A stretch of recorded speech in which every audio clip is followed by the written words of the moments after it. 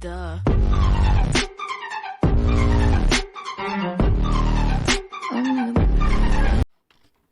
Hello guys, welcome back to the new video. So we were discussing about the Python data types. So we were present last data type, that is set type. So let us know about what it is. So what is meant by set? A set object contains one or more items, not necessarily of the same type, which are separated by comma and enclosed in a curly brackets. Let us go with an example.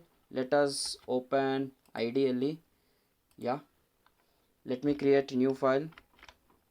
Let me save on the desktop our Python course, and this is our 10th program. Yeah, okay, now you can see 10th program has been created. So it is telling that set is an object which will be considering of curly braces, and separated values are separated by commas like 1 comma 2 comma 3 comma 4 comma 5. So this is an set, means it will be considered a set when because it is covered by curly braces and elements are separated by commas. So I am initializing name of this set as A, and I want to check the type of the A, means whether it will be falls under set or something other data type. Let us check. So when I run this program, you can see name error, S is not defined. Sorry guys, so this is A. Okay, A, and when I run this program, you can see it falls under the class set. Okay, so whenever you want to declare an set, you must use curly brackets, and in that curly braces you must separate the elements by commas. Okay, so in previous video we were discussing about the dictionary, so we will be having key and value pairs. Okay, in this we doesn't have any key value pairs, we only have values separated by the commas. Okay, and how to create an empty dictionary, let us check now.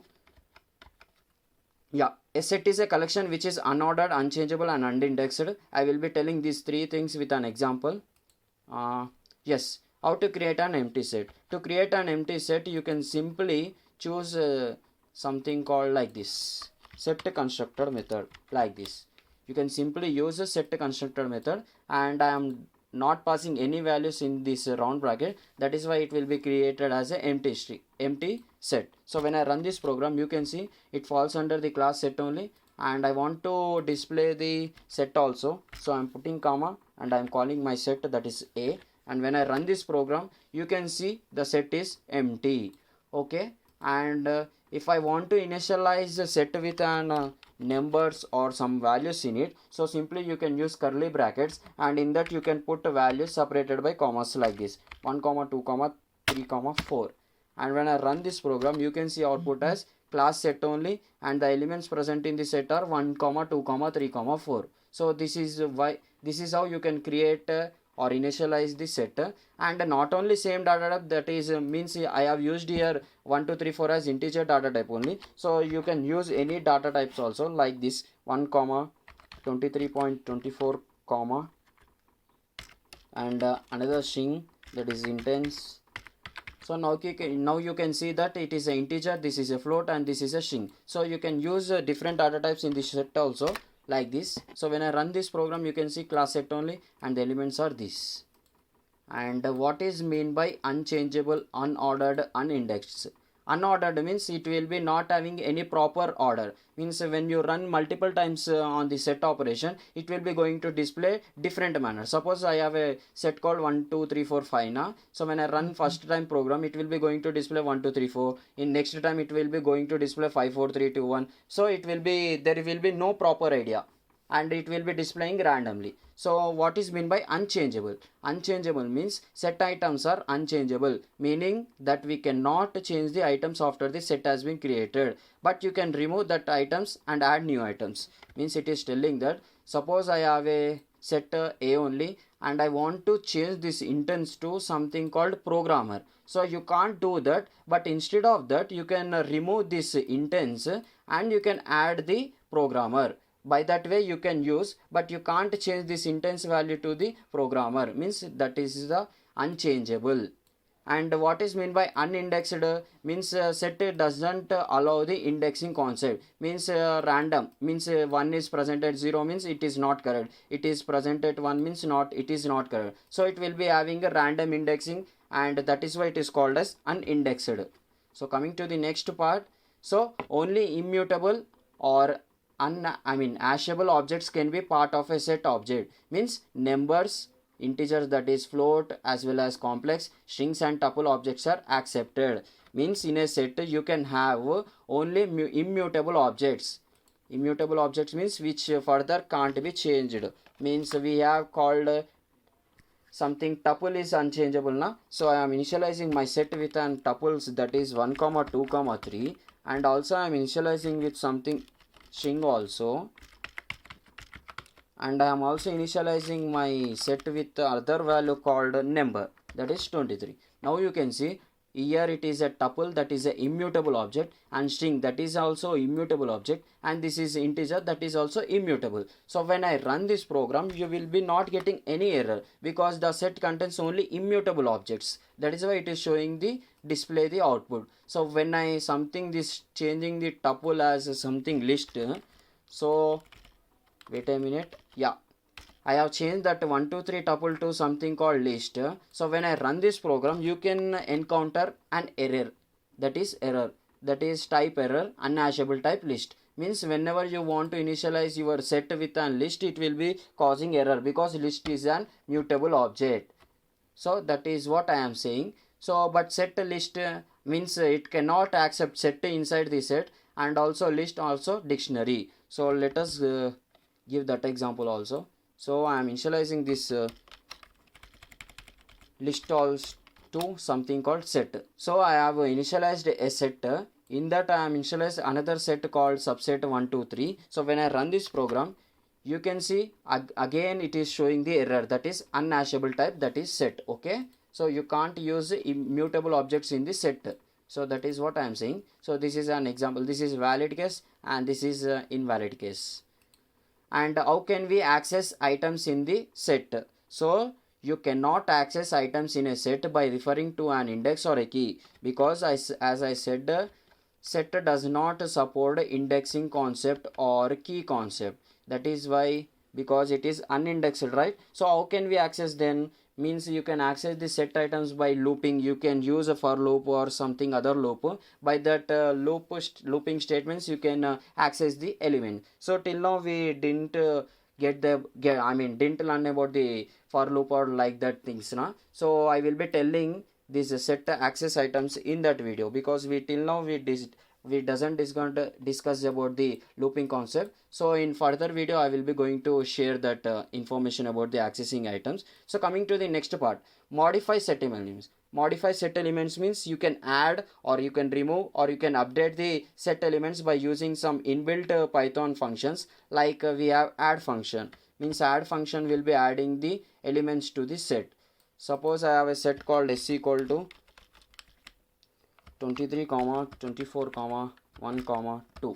Something I have a set called s equal to something like this, and when I try to print yes, and I will be getting output as 24 1 2 3. So now I want to add another element to the set s.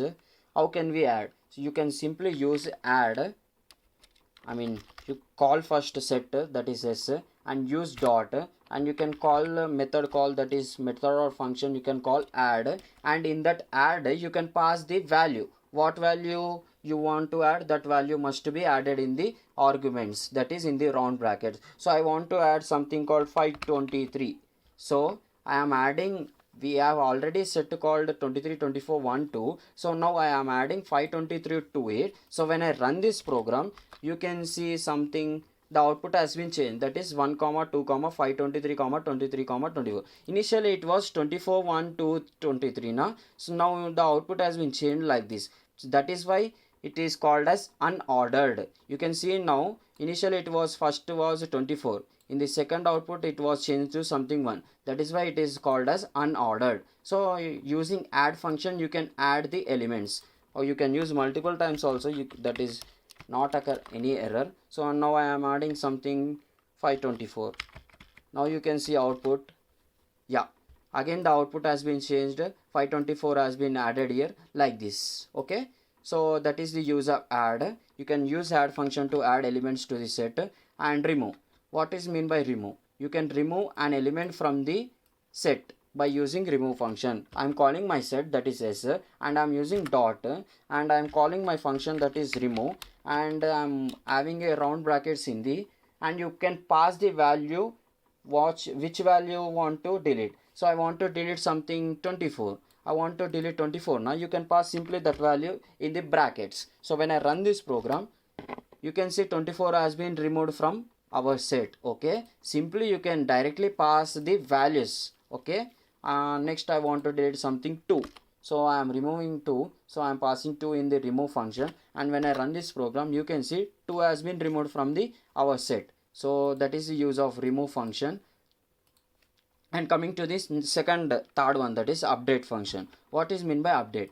Means suppose I have a s set1. Suppose set1, I am using s1 equal to something this. Wait a minute, let us change. Yeah, I have a set1 called 1 comma 2 comma 3 comma 4. Now another set called s2, and I have a values called something 11 comma 12 comma 13 comma 14, like this. So I have a two sets, that is s1 and another is s2. So I want to add this old s2 to the s1. How can I do that? Using update function you can do that. Means I am calling s1, and I am using dot, and I am using update function, and update function will be accepting one set or more sets. So I am passing s2 here. Means I am telling to the s1, I am calling firstly s1, and I am using update function. In that update function I am passing s2, another set, second set. So I am telling that add this s2 to the s1. So when I run output, you can see 1 2 3 4 level 12 13 14. You can see initially it was only 1 2 3 4. Now in the using update function I have changed something, level 12 13 14 was added to the original set. That is the use of update. So coming to the next one, that is set methods. So we have seen add method, and what is meant by clear? Removes all the elements from the set. Let us see how it will be going to work. So I have a set s1, and when I use s1 dot clear method, means it will be going to clear all the elements present in the set. So when I remove this and run this program, you can see output set. It has a nothing, no value present in it. So using clear function you can remove this 1 2 3 4 all the elements, and you can remove all the elements from the set. Copy returns a copy of the set. Means it will be going to create a copy of the original set. Suppose, yeah, so I am calling my set that is s1, and I am using copy, and I am assigning a variable something a equal to. So I am telling that calling s1 I am using copy function, so it will be going to return a copy of the original string, and I am storing that return copy original string into the something called a. So it will be, this is called as original set, and this is a called as duplicate, something called, you can call also copy of the original string. So I am passing s1 comma a, and when I run this, you can see this is an original one and this is a copy of that. So that is the use of copy method. And removes the specified element, because we have in previous slide we have seen this. And discard removes the specified elements. Discard. So suppose I have a s1 only, and I am calling discard method, and in the discard method you will be going to pass an element. Suppose I am passing 2, so that element will be going to remove from the set, like this. When I run this output, you can see 1 3 4, 2 has been removed from our set. So what is the difference between discard and remove? Means whenever you use remove method, let me show. Whenever you are using remove and an element called 5, whether 5 is present in our set or not, 5 is not present. So whenever you are trying that you want to delete an element which is not present in the set, then it will be going to show the error when you use remove function, like this. So it is telling that key error, because 5 is not present in our set, that is why it is showing the error. So in that case you can use simply something called discard method, discard, and I am passing 5 because 5 is not present. So when I use discard method, you can see something output has been changed. Means it will be going to return 1 2 3 4, and because it is not throwing any error, means if at all it 5 is not present, it will be not going to throw error and it will be going to execute as usual. So when I remove something 4, it will be going to work fine as a remove function only. So the main difference between remove and discard is whenever an element is not present and you are using remove, it will be going to throw error, and if you use discard, it will be not going to throw any error. Okay. And pop removes an random element from this set. So pop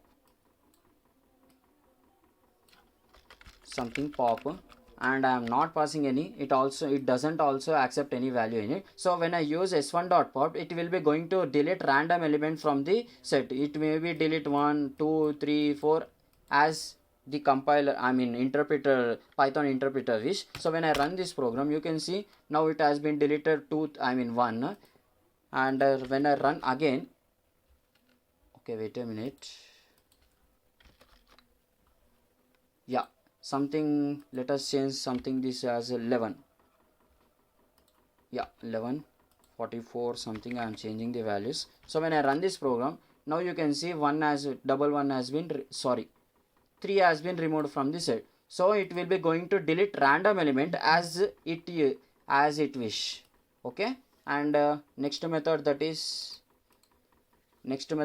update this set with the union of this set and others. We have seen update function also. Difference returns a set containing the difference between two or more sets. What it is telling means, suppose I have a set something 1 comma 2 comma 3 comma 4 and another set 2, that is s2.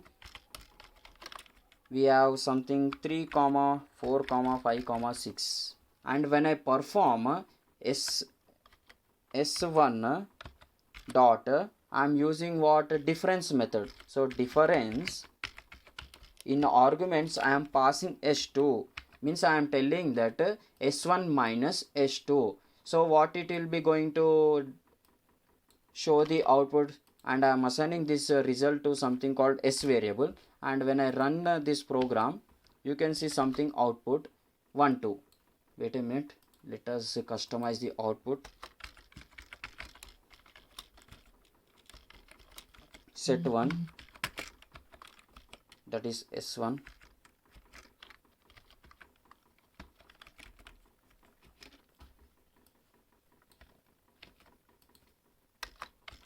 and another print statement, that is s2, and I am passing s2 here, and this is the result of difference of s1 and s2. Okay. So when I run this program, you can see invalid syntax. Okay, I forgot to put comma. So when I run this program, you can see something. We have set 1, that is s1 1 2 3 4, set 2 3 4 5 6. So difference of s1 and s2 means it will be going to remove common elements which were present in both sets. That is 3 and 4 are present in both sets. So that is why it is going to remove this 3 and 4 and showing the output as 1 comma 2. So when I when I reverse the cases, that is, suppose I want to s2 minus s1, means it will be going to consider s2 elements, not s1 elements, like this. Sorry, I have also changed something. Difference of s2 and s1. We have changed the case now. Let us see.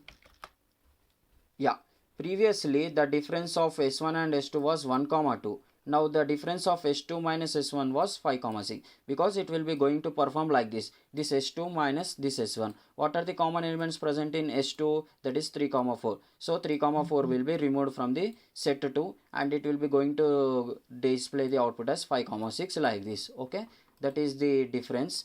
And come back to the next, that is intersection. Returns a set that is the intersection of two other sets. It is simple. It will be going to display the common elements, and I am calling s1 dot my intersection method, intersection, and passing s2, and I am changing the output as intersection of s1 and s2, that is set 1 and set 2. So when I run this program, you can see our S1 consists of 1 2 3 4 and S2 3 4 5 6, and the common elements from present are 3 4. That is why it will be going to display output as 3 4. And you can change something S2 intersection also S1, so same output will be shown, that is 3 4, okay, like this. And coming to the next method, that is disjoint. Means is disjoint will be returns whether two sets have an intersection or not. So I am removing this intersection and I am just calling is disjoint method, like this. So it will be going to return true or false. If it is a disjoint, then it will be going to display output as true, and if it is not, it will be going to display as something false. Is it disjoint or not? So when I run this, it is going to is disjoint or not means it is going to result as false, because we have 3 4 common elements. That is why it is going to show the output as false. So when I remove something this 3 4 from our set 1, and when I run this program, now you can see output has been changed to true. So means we have 1 2 and 3 4 5 6 in other side. So these two sets are disjoint sets. Come back to the another method, that is a subset. Is a subset